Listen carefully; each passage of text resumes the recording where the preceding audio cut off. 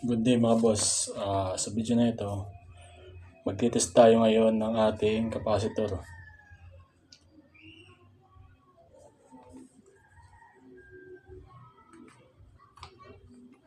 Ito po mga boss. Yung ating capacitor nga pala, meron siyang plus minus 5%. Pwede siyang tumaas ng 5%, pwede siyang bumaba ng 5%. So, ibig sabihin, pag bumaba siya ng 5%, okay pa rin yun. Pag tumaas siya ng 5%, okay pa rin yun. Ito po, mga boss.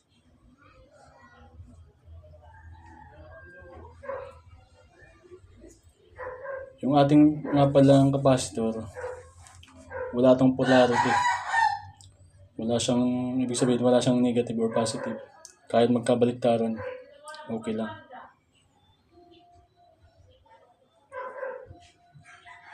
So, mga boss, isa natin pag-test.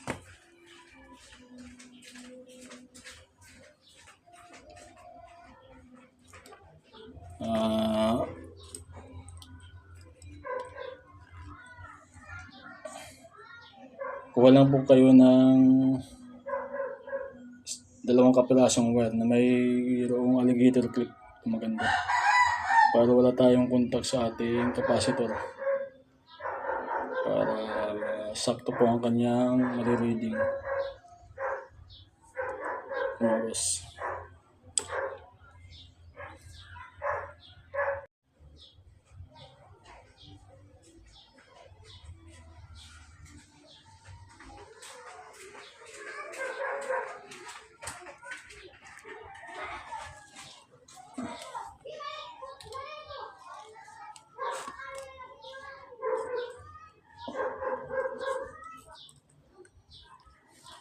Yung ating test probe, yung isang wire na may alligator clip lang natin dito. Tapos ang isang tips probe naman, yung red clip lang natin dito. Ito po. Ito po. Tapos yung ating tester, isit lang natin dito sa symbol na ito. FU2. F2U. Ito po mga boss. Yung symbol na ito.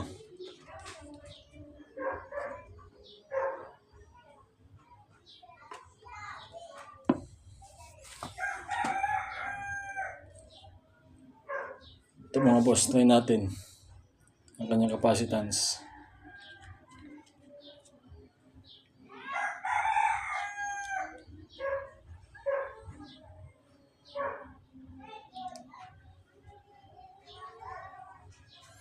Ito mga boss, reading po ang kanyang capacitance ay 0.7. Ang kanyang value 1.5 UF. So ibig sabihin, mababa na po ang kanyang capacitance. Ito po, mababa na po ang kanyang capacitance.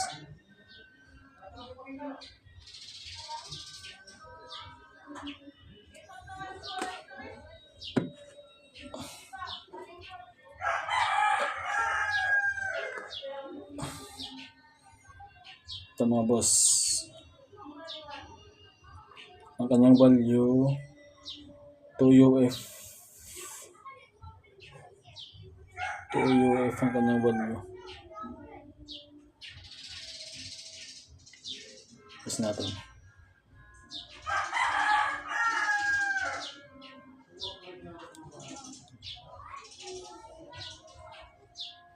Ito po ang kanyang reading ay 1.8. 1.8. Goods, ibig sabihin goods po ito. Okay pa po ang kanyang capacitance. Okay po ang kanyang capacitance.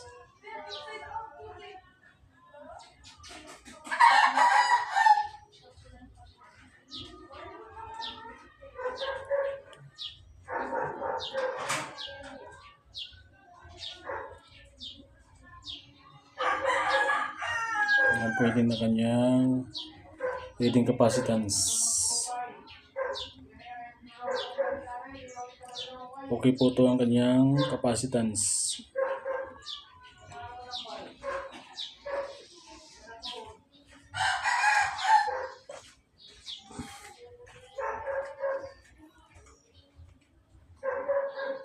Ito mga boss. Ang kanyang value ay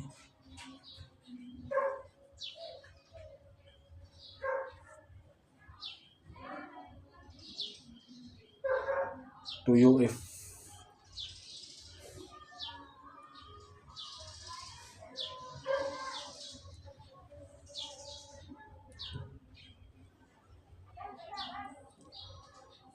Ito mga boss, ang kanyang reading ay, ang kanyang capacitance ay 1.8. Okay po to. Okay po to. Okay po to. Goods po ang kanyang capacitance. 1.8.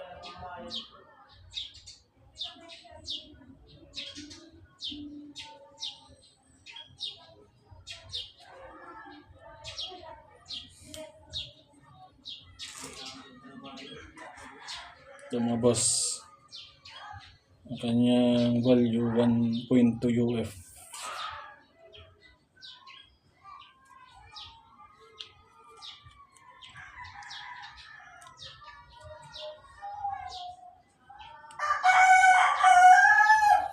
Ito mga boss, ang kanyang capacitance 1.2.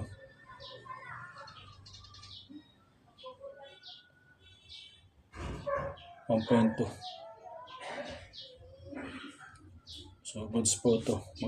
Goods po ang kanyang capacitance.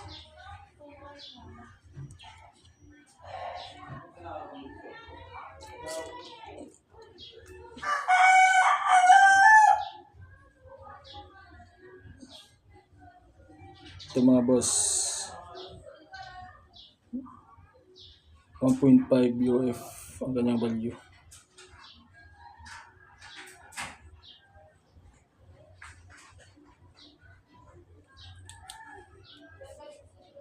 Ito mga boss, 1.5.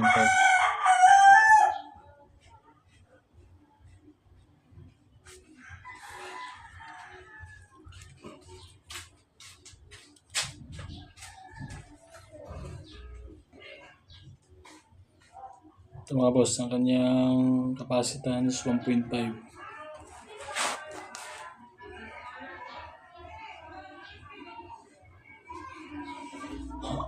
So, ibig sabihin, maganda pa ang kanyang capacitance. Goods po ito.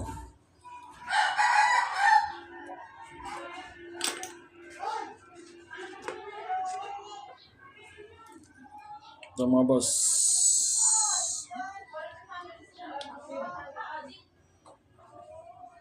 1.5 po ang kanyang value. 1.5 UF.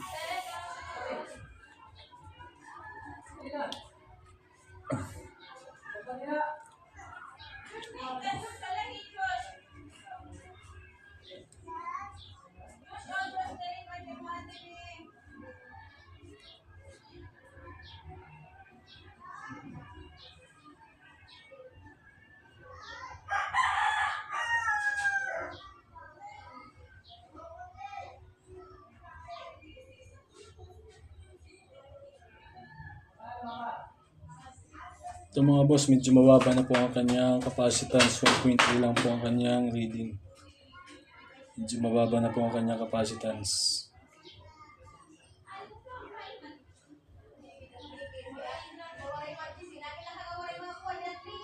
1.3.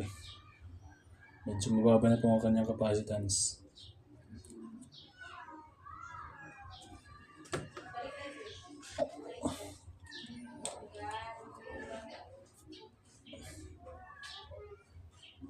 Ito 1.5 po ang kanyang value. 1.5 UF.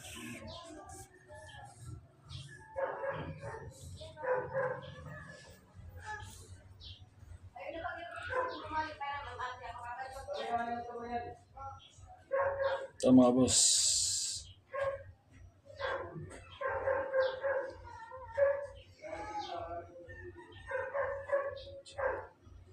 1.0 po ang kanyang capacitance. So, ibig sabihin, mababa na po ang kanyang capacitance kasi po ang kanyang value ay 1.5.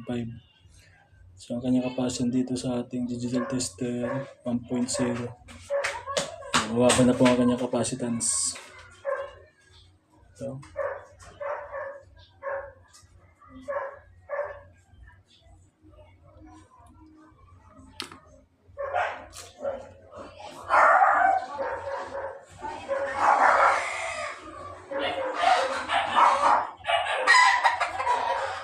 ito mga boss, 1 UF.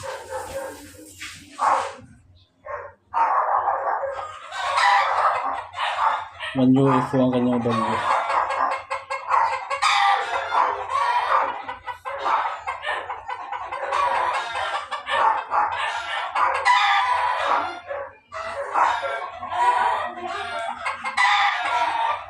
Ito mga boss, ang kanyang reading ay 1.0. Ang kanyang value, 1 UF. So, goods po ito. Okay po ang kanyang capacitance.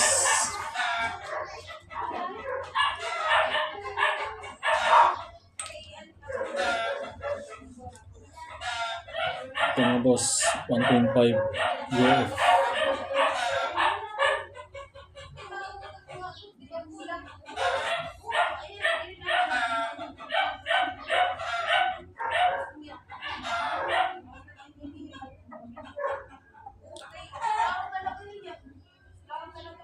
Ito mga boss, ang kanyang reading 1.5.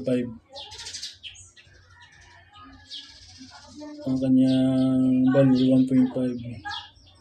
So, maganda po ang kanyang capacitance. Okay po.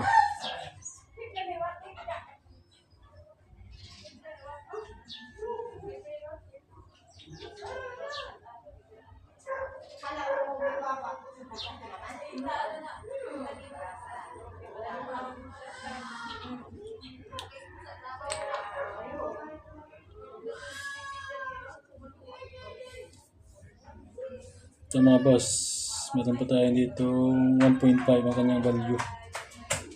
1.5 UF.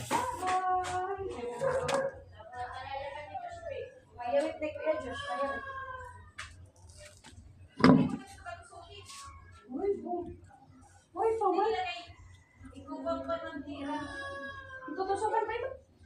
Oo. Masa kung kayo na nag-islam. Hindi nag-islam, dito lang wala.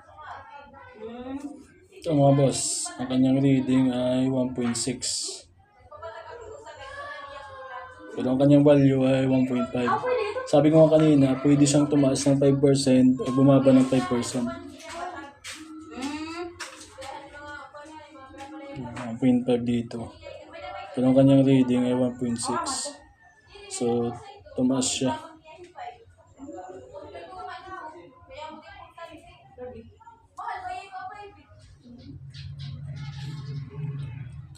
Mga mahal ito. Ulang eh. Natag 3,000, 5,000.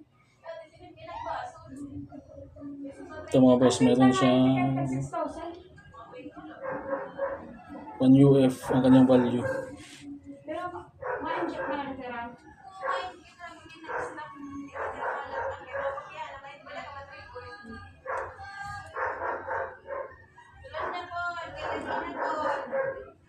Ito ang kanyang value pero dito sa ating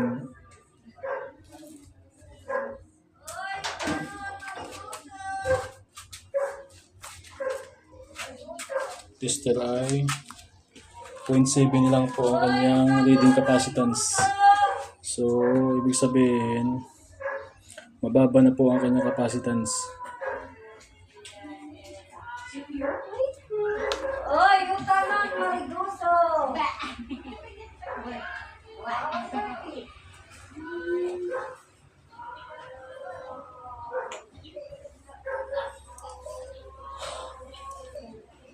Yun lang mga boss.